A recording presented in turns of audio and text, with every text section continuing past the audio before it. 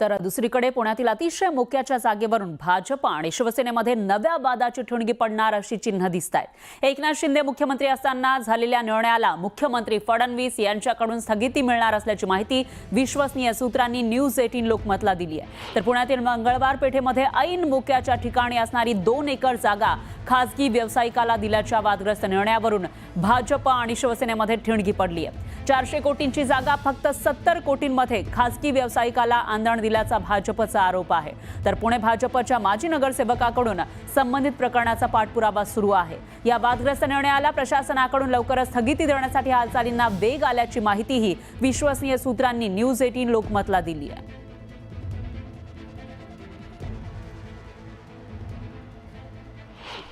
आणि याविषयी अधिक माहितीसाठी आपले प्रतिनिधी वैभव सोनवणे हे आपल्या सोबत थेट जोडले गेले आहेत। वैभव, का सांगाल, ज्या वेळेला शिंदे मुख्यमंत्री होते त्यावेळेला शेकडो कोटींची जमीन ही काही 70 कोटींना दिल्याचं कळत आहे आणि त्यावरून नेमकं कशा पद्धतीने आता आरोप प्रत्यारोप रंगलेले आहेत, काय अपडेट्स आहेत एकूणच?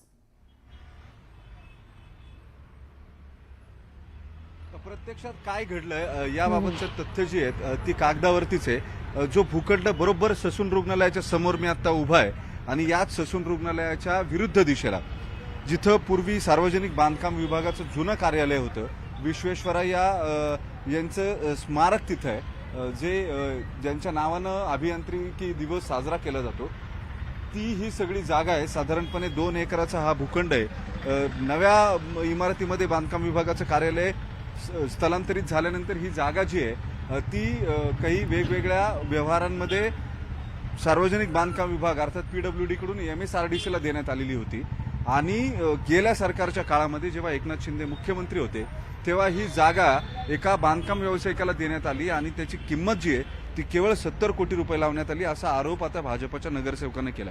यापूर्वी सुद्धा ही जागा बांधकाम व्यावसायिकाला देऊ नये, इथं कॅन्सर हॉस्पिटल व्हावं किंवा शेजारी असलेल्या बाबासाहेब आंबेडकर यांच्या स्मारकाच्या बाजूला ही जागा असल्यानं इथं एका म्युझियमसाठी जागा द्यावी अशी मागणी रिपब्लिकन कार्यकर्त्यांनी करण्यासाठी मोठा मोर्चा काढलेला होता। गेले 3 महिने या जागेच्या विक्रीवरून वादंग सुरू आहे। हा प्लॉट बिल्डरला द्यायचं कारण काय? सरकारी जागा, इतकी मोक्याची जागा, त्या जागेवरती कॅन्सर हॉस्पिटल करावं असं भाजपचे माजी नगरसेवक जे आहेत ते उज्ज्वल केसकर यांनी मागणी केली आहे। समोर ससून हॉस्पिटल आहे, त्याच्या समोर या जिल्ह्यात कुठेही कॅन्सर हॉस्पिटल नाहीये गरिबांसाठी, ते उभारण्यात यावं या जागेवरती अशी मागणी त्यांनी केली आहे। एक भुयारी मार्ग खालून केला तर हे दोन्ही प्लॉट जोडले जातील आणि रुग्णांची सोय होईल जिल्ह्यातल्या, अशी मागणी त्यांनी केली आहे। तातडीनं इथं कॅन्सर हॉस्पिटलसाठी ही जागा जी आहे ती द्यावी आणि त्यापूर्वी बिल्डरला ही जागा देण्याचा जो निर्णय झालाय तो रद्द करावा अशी मागणी त्यांनी पत्र लिहून थेट मुख्यमंत्र्यांकडे केली आहे। जी माहिती आपल्याला सूत्रांकडून मिळते त्यानुसार या सगळ्या व्यवहारामध्ये या जागेची बाजारभावाची किंमत ही साधारणपणे 400 कोटी रुपये सांगितली जाते। असं असताना ही बांधकाम व्यावसायिकाला इतक्या कमी रकमेने का दिली असाही प्रश्न उज्ज्वल केसकर यांनी उपस्थित केलाय। या सगळ्या पार्श्वभूमीवरती जी माहिती आपल्याला मिळते सूत्रांकडून त्यानुसार कदाचित हा निर्णय जो आहे तो निर्णय आता सरकारकडून बदलण्यात येऊ शकतो।